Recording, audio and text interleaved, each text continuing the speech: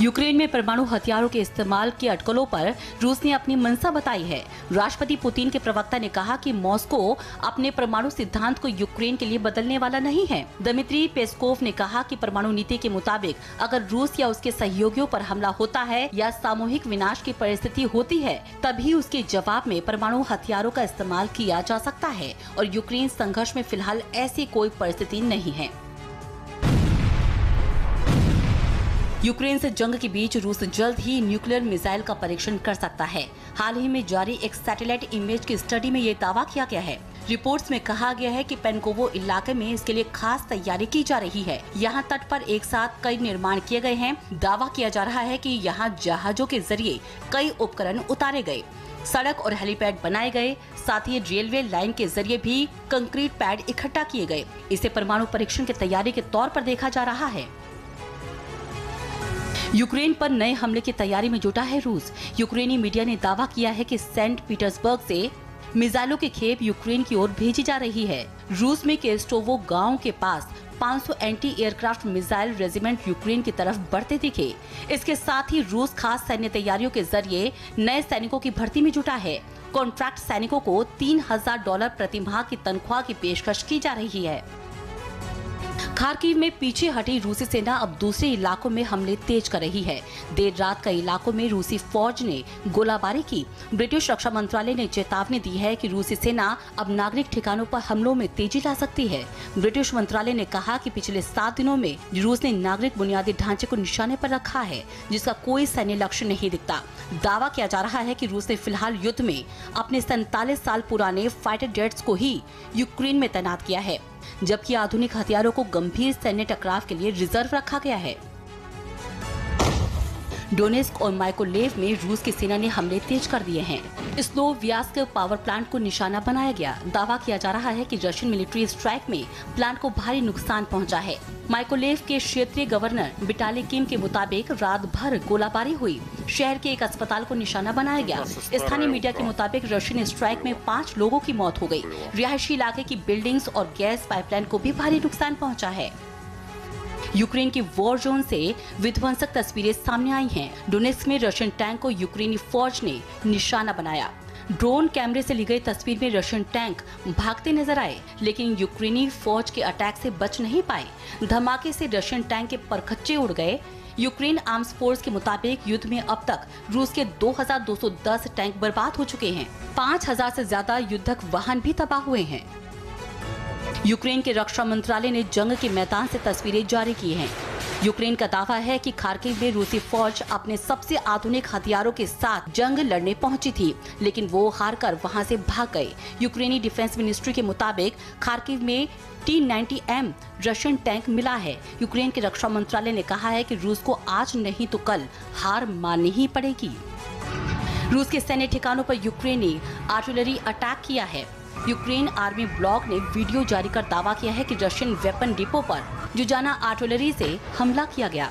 ये एक Slovakian artillery system है जिसे मई 2022 में यूक्रेन भेजा गया। दोनों देशों के बीच 16 जुजुआन आर्टिलरी की डील हुई, जिनमें से 8 यूक्रेन भेजे जा चुके हैं। खार्किव में जीत के बाद यूक्रेन के राष्ट्रपति जेलेंस्की के हौसले बुलंद हैं। जेलेंस्की ने कहा कि चेरनिहिव, सुमी और खार्किव की तरफ यूक्रेनी सेना दूसरे इलाकों को भी रूसी सेना के कब्जे से छुड़ा लेगी। जेलेंस्की ने कहा कि जहां भी यूक्रेनी सेना मौजूद है, वहां कीव की जीत होगी। यूक्रेनी राष्ट्रपति ने दावा किया है कि खार्किव में सैनिकों को 10 से अधिक टॉर्चर रूम मिले हैं। किर्गिस्तान तजाकिस्तान के बीच भीषण युद्ध की आशंका क्यों बढ़ रही है? पेरिस में अजरबैजान के दूतावास में किसने किया हमला? ईरान में हिजाब को लेकर महिलाओं का अनोखा विरोध प्रदर्शन। ताइवान में भूकंप से कितना नुकसान? दुनिया भर की बड़ी खबरों को देखिए टॉप 9 वर्ल्ड एक्सक्लूसिव। 2 मध्य एशियाई देशों के बीच संघर्ष विराम के बावजूद तनाव बरकरार रहा। किर्गिस्तान और ताजिकिस्तान की सेना एक दूसरे पर जबरदस्त हमला कर रही है। रिपोर्ट्स के मुताबिक ताजिकिस्तान सुरक्षा बलों ने किर्गिस्तान के 3 सीमावर्ती गांवों पर कब्जा कर लिया है। वहीं रूस ने दोनों देशों को शांति बनाए रखने की अपील की है। रूस के राष्ट्रपति पुतिन ने दोनों देशों के शीर्ष नेताओं से शांतिपूर्ण राजनीतिक और राजनयिक तरीकों से मामला सुलझाने की हिदायत दी है। मध्य एशियाई देश ताजिकिस्तान और किर्गिस्तान की सेना के बीच भारी बमबारी रविवार को भी जारी रही। ताजिकिस्तान फोर्स ने इस्फारा नदी पर बने पुल को उड़ा दिया। बॉर्डर पर मौजूद इस्फारा नदी के इलाके को लेकर ताजिकिस्तान और किर्गिस्तान में विवाद है। दोनों देशों की झड़प में अब तक 94 लोगों की मौत हो चुकी है। आर्मीनिया और अजरबैजान के बीच बढ़ते तनाव का असर दूसरे देशों में भी दिखने लगा है। पेरिस में दोनों देशों के नागरिक आपस में भिड़ गए। आर्मीनिया के प्रदर्शनकारियों ने अजरबैजान एम्बेसी पर धावा बोल दिया। उन्होंने यहां जबरदस्त तोड़फोड़ की। अजरबैजान के राजदूत ने वीडियो ट्वीट कर हमले की पुष्टि की है और आरोप लगाया है कि फ्रांस ने अजरबैजान एम्बेसी की सिक्योरिटी की अनदेखी की है। बांग्लादेश की राजधानी ढाका की सड़कों पर जन सैलाब उमड़ा। यहां बांग्लादेश नेशनल पार्टी के समर्थकों ने विरोध मार्च निकाला। बीएनपी के हजारों समर्थक पुलिस फायरिंग का विरोध कर रहे थे। हाल ही में पुलिस की फायरिंग में बीएनपी के 3 पार्टी मेंबर्स की मौत हो गई थी, जिसके खिलाफ लोगों में गुस्सा है। बीएनपी के समर्थकों ने बढ़ती महंगाई का भी विरोध किया। ईरान में महिलाएं हिजाब का जोरदार विरोध कर रही हैं। महसा अमीनी की पुलिस कस्टडी में मौत को लेकर ईरान की महिलाओं में गुस्सा है। कई महिलाओं ने अपने बाल काटकर और हिजाब जलाकर विरोध जताया है। 22 साल की महसा को ईरान की मोरालिटी पुलिस ने हिजाब नहीं पहनने को लेकर गिरफ्तार किया था। कस्टडी के दौरान महसा के साथ मारपीट की गई थी। घायल महसा की इलाज के दौरान मौत हो गई थी।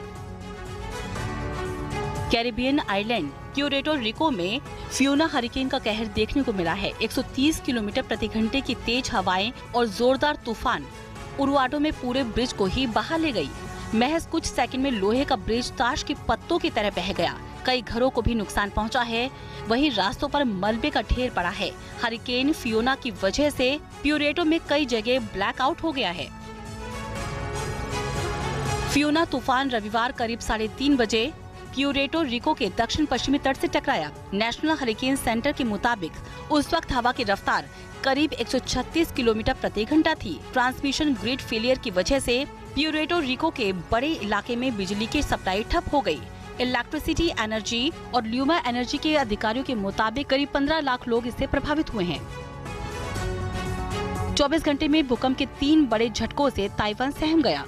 ताइतुंग में रविवार दोपहर को 7.2 तीव्रता का भूकंप आया। हुएलियन में एक 3 मंजिला इमारत ढह गई। गनीमत रही कि मलबे में दबे सभी लोगों को सुरक्षित बाहर निकाल लिया गया। वहीं डोंगली स्टेशन पर ट्रेन पटरी से उतर गई। ताइतुंग में एक ब्रिज भी भूकंप के झटकों से क्षतिग्रस्त हो गया। Taiwan ring of fire zone में आता है, जहां सबसे ज्यादा भूकंप आते हैं। कोस्टारिका में एक बस भयानक हादसे का शिकार हो गई। इस हादसे में 9 यात्रियों की मौत हो गई। वहीं 27 से ज्यादा लोग घायल हो गए। हादसा उस वक्त हुआ जब यात्रियों से भरी बस इंटर अमेरिकन हाईवे पर लैंडस्लाइड की चपेट में आ गई। तेज बारिश की वजह से रेस्क्यू ऑपरेशन में दिक्कतें आ रही हैं। चंडीगढ़ यूनिवर्सिटी के एमएमएस कांड में छात्रों का रविवार से आंदोलन जारी। कल देर रात हो गया खत्म। मामले में अब तक 3 आरोपी गिरफ्तार हो चुके हैं। आज प्रियंका गांधी भारत जोड़ो आंदोलन में शामिल होने जा रही हैं। वहीं एक्ट्रेस जैकलीन फर्नांडिस की आज एक बार फिर से EOW के सामने होनी है पेशी। देश की बड़ी खबरों का अपडेट देखिए भारतवर्ष टॉप 9 में।